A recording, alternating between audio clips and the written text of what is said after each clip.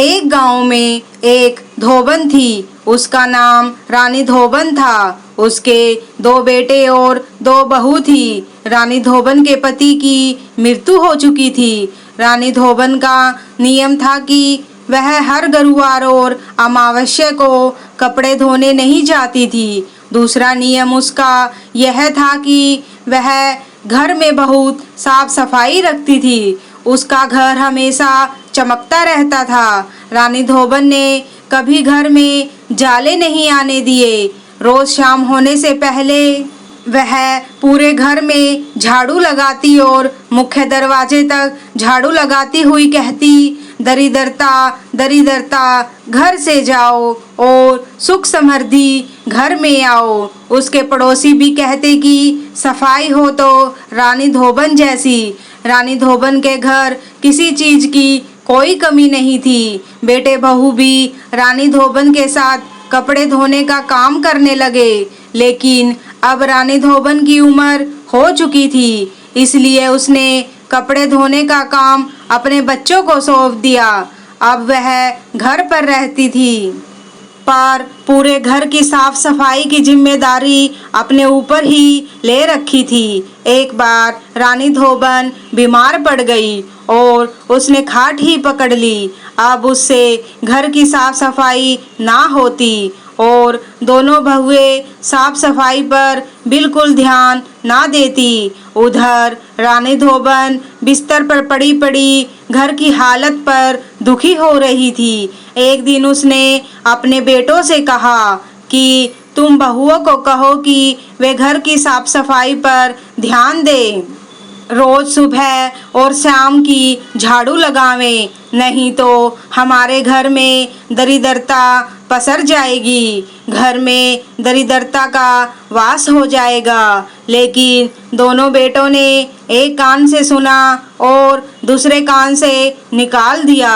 रानी धोबन बिस्तर पर पड़ी पड़ी बड़बड़ाती रहती और कहती, हे माँ लक्ष्मी, मैंने पूरी उम्र घर में साफ सफाई रखी, उससे अब मेरे घर में विराजमान रही, लेकिन अब मेरी बहू मेरा कहा नहीं मानती। अब मेरा घर छोड़कर कभी मत जाना, मेरे घर में दरिद्रता मत आने देना। एक दिन माता लक्ष्मी ने सोचा कि धोबन की बहू को रास्ते पर लाना ही होगा। तब माता लक्ष्मी एक बुजुर्ग का वेश बनाकर धोबन की मुंह मौली बहन बनकर उनके घर आ गई। वो अपने साथ एक बक्सा भी लाई और उनके साथ रहने लगी। एक दिन दोनों बहुओं ने पूछा, आपके बक्से में क्या है?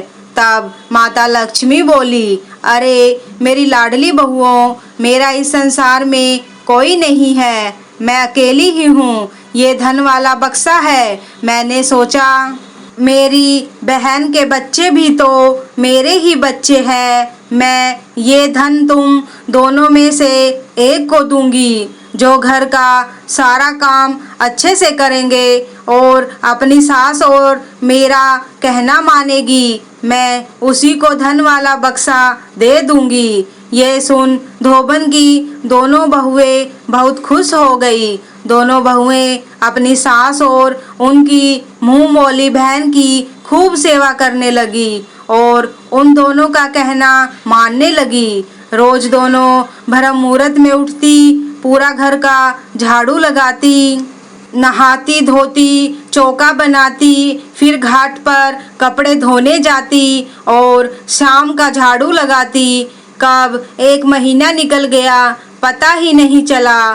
फिर एक दिन शाम के समय दोनों बहुओं ने सास और सास की मुंह बोली बहन की खूब हंस हंस कर बातें करने की आवाज़ें सुनी।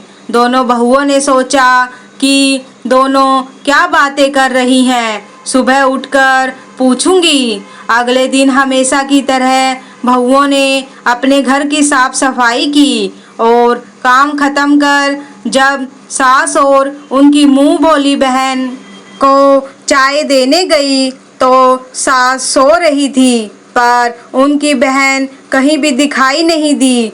तब उन्होंने सास को जगाया और पूछा कि मौसी जी कहाँ हैं। तभी बड़े बेटे ने मौसी के बक्से को खोल कर देखा तो उसमें माता लक्ष्मी की बहुत सुंदर पीतल की प्रतिमा पड़ी थी। साथ में ही उसमें एक चिट्ठी भी थी। बेटे ने चिट्ठी को पढ़कर सुनाया। उसमें लिखा था कि मेरे प्यारे बच्चों, मैं तुम्हें सुधारने आई थी। तुमने अपनी माँ का कहना नहीं माना। तुम्हारी सास ने कभी घर में गंदगी नहीं रखी। उसने अपने जीवन में कभी दरिद्रता नहीं देखी। वो बिस्तर पर पड़ी पड़ी दुखी हो रही थी और बड़बड़ाती रहती कि मेरे घर की बहुएं घर का झाड़ू पोछा नहीं करती, शाम की झाड़ू नहीं लगाती, घर में दरिद्रता का वास हो जाएगा। और वो मुझे कहती कि हे माँ लक्ष्मी, आप मेरे घर में दरिद्रता मत आने देना। इसलिए मैं धरती पर तुम्हें शिक्षा देने आई थी। जो बेटा चिट्ठी पढ़ रहा है और जो सब सुन रहे थे, उस सब की आंखों में आंसू बहने लगे। उसके बाद बेटे और बहुओं ने अपनी माँ के पैर पकड़कर अपनी गलती की क्षमा मांगी। तभी वहाँ माता लक्ष्मी अपने साक्षात रूप में प्रकट हुई और बोली, बहुओं, तुम यह बात अपने पल्ले में गांठ बांध लो कि मैं उसी घर में निवास करती हूँ जिस घर में साफ सफाई रहती है, जहाँ बड़ों की इज्जत होती है, बच्चों साथ जहाँ प्यार किया जाता है, जहाँ सभी प्रेम से और भाईचारे से रहते हैं, मैं वहीं निवास करती हूँ। बहू बेटों ने माँ लक्ष्मी के पैर पकड़कर अपनी गलती के लिए क्षमा मांगी और माता लक्ष्मी ने उन्हें ढेरों आशीर्वाद दिए और धोबन से कहा, हम आज भी बहनें हैं और मृत्यु के पश्चात तुम मेरे ही लोक में निवास करोगी। हे माँ लक्ष्मी, कहानी को कहने वाले और सुनने वालों पर अपनी कृपा बनाए रखना। जय माँ लक्ष्मी।